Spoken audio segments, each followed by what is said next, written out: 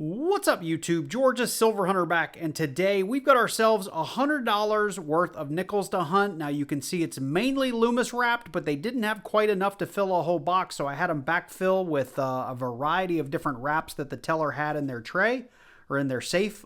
So I think I have almost completely different wraps out of these 7 or 8, 9 rolls, so it should be kind of interesting. We'll be hunting for everything from 1959 and earlier to those V-nickels, to those Buffalo nickels, to anything else odd or interesting. And I can already tell you in this one customer wrap roll, we have something that is way too big to be in this nickel wrap. I don't know what it is. I did test it for magnetic qualities. So we've got our Walker magnet here, and it is not magnetic. So kind of interested to see what's in that roll. So with that said, let's go ahead and jump into these nickels and see what we can find.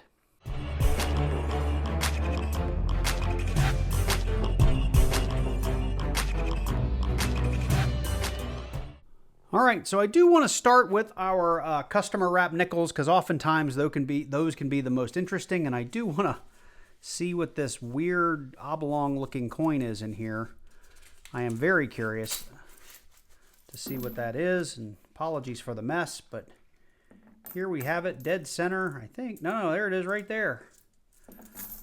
Well, it looks like somebody took a dime and did something to it. It's been put through some sort of machine that rotates, and they've taken most of the width off of it and completely flattened it out. So no idea what would have caused this, but definitely something interesting. No value in that, but definitely kind of cool. And I did have one, this looks like maybe a ground target find from a metal detector. So apologies for making a mess out of that first roll, but since I have it all spread out, let's look for anything kind of old-ish. Not seeing it, so let's go ahead and get maybe 2 more rolls here open on camera, just to see if we find anything old or interesting very quickly. And these nickels do not want to lay down properly, so apologies for the mess. It's a 1970. And I will clean these up and go through and look at the dates and the reverses of all these coins to make sure I'm not missing anything. And the last one I want to open here is anytime I find these older looking like Federal Reserve, or not Federal Reserve, but like Solid Color, or I forget the name of the bank. There was an old bank that used to use these solid colors. I'm always interested to get into those because there could be old and interesting stuff in there because they're typically older wraps. And I do see something that's kind of greenish, which oftentimes is war nickelish, but it is not. Looks like we've got a 19 something in there. That's just a 1995 that's badly tarnished. So not a war nickel. Let's just spread these out like we did the last one. See if anything jumps out. There's a 1980, 89. All right, not seeing anything jumping out, so I'm going to get these organized. I'll go back through. If I find anything old or interesting, I'll bring you back in, and then I'll go through rolls and bring you in as I find things. Getting through roll number 5 here towards the very end, and we came across, it almost got past me, a really, really nice looking 1959. Now, we have a little gunk on it, but from a finish and a detail perspective, it looks pretty darn good. We still have some steps on the reverse as well. I already took a look at it. You know, it's definitely not going to get full steps from all the damage, but you could still make most of them out, which is pretty good for a coin that's from the 50s. So our first official sort of keeper. I did pull a couple of 2025 Phillies just in case. I've been trying to make a few rolls of these. I don't think there's a lot of value there on eBay for them, but just trying to keep a few rolls.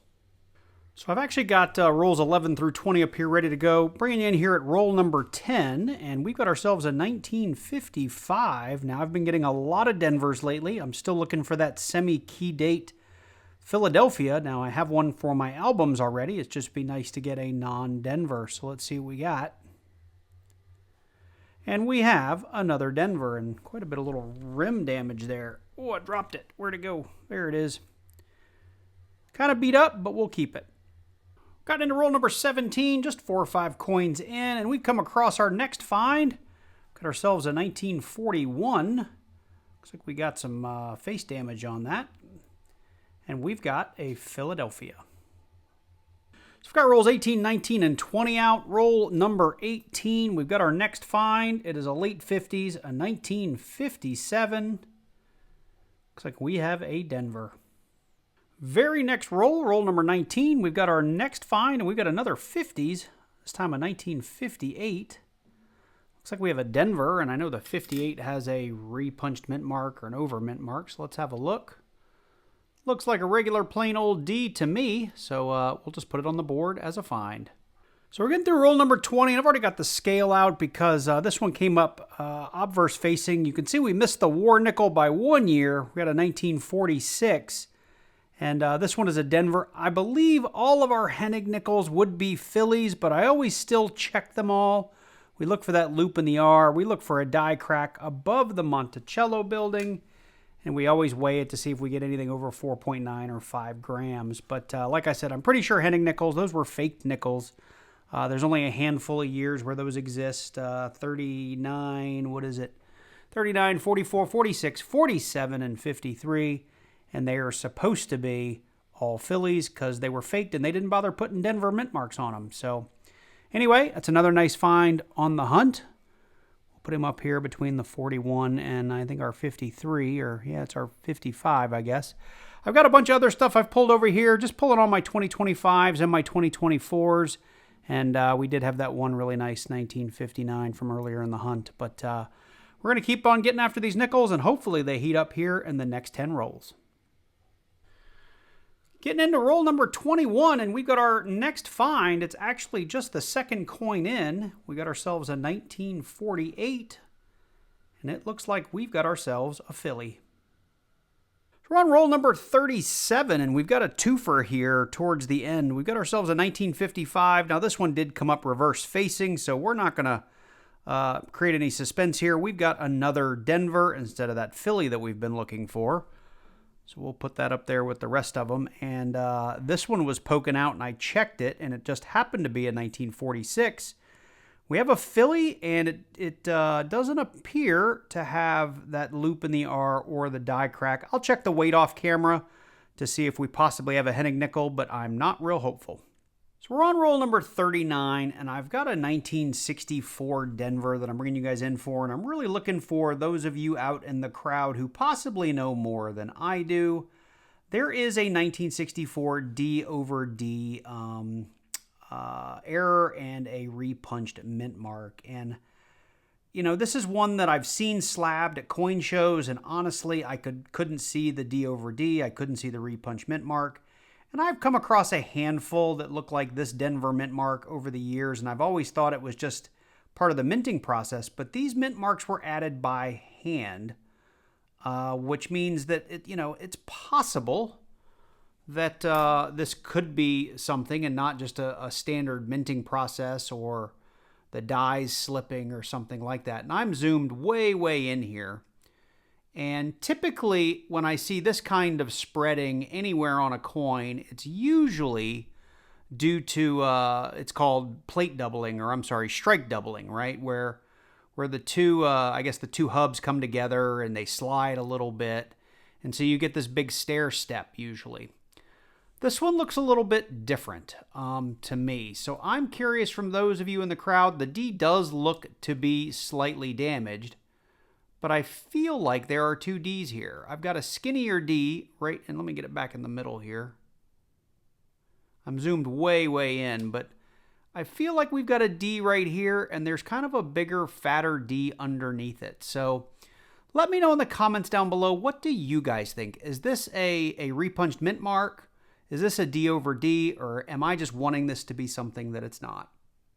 So bringing in here on roll number 43, and we've got a doozy here. I wasn't real excited when it first came up obverse facing. It's just a 1948, which we don't, I think we have one other 1948 we found a little bit earlier in the hunt. But when we flipped it over, that's when it gets exciting. We've got that San Francisco mint mark in the 1948S, 49S, and the 1950 are all semi-key dates. I've already checked Redbook. This one's got a little over 11 million, I think 11.3 million minted, so pretty low mintage for the time, and I'm excited to have it. We're going to put it on the board as a find.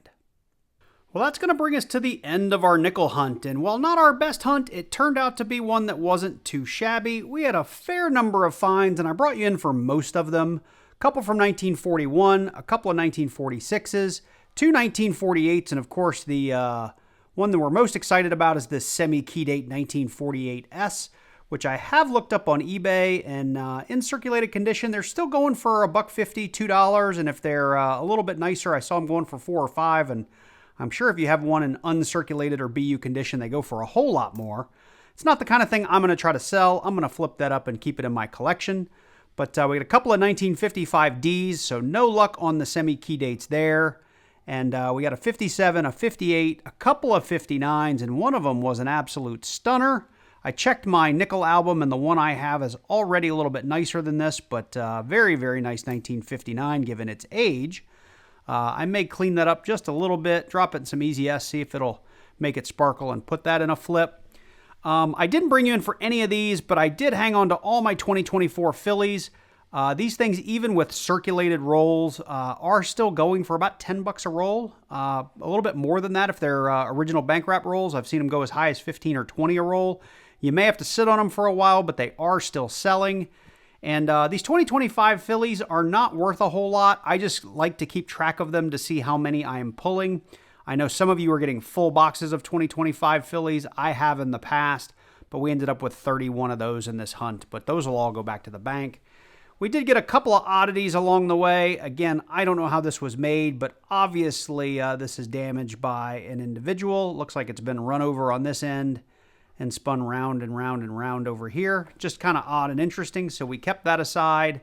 And over here, we did have that 1964, what I believe to be either a D over D or a repunched mint mark, and we covered that a little bit earlier in the video. I'll put a screenshot up here, and would love some thoughts from the community. Do you think this is just some damage, or do you think this is a repunched mint mark? So would really appreciate your thoughts on that. But anyway, with that, we've reached the end of the nickel hunt. I hope you enjoyed it. If you did, drop on down below, click that like button, and leave me a comment. If you're new to the channel, make sure you click on that subscribe button and click that little notification bell so you get notified each and every time I release a new video. I'd really appreciate it. Special shout out to all my channel members. Thank you guys for supporting the channel each and every month. I really do appreciate it. And I know a few of you are probably getting a little itchy because I haven't done a $half video in about a month, and it's because I haven't been able to get any halves. My typical source bank, they've either forgotten to order them or they've ordered them and they just haven't shown up. So I'm actually filming the ending of this video on a Friday, and I'm about to call them to see if they happen to get any this week. So stay tuned. Hopefully we'll have some $half videos out here shortly. So with that, you guys take care, and I look forward to seeing you in the next one.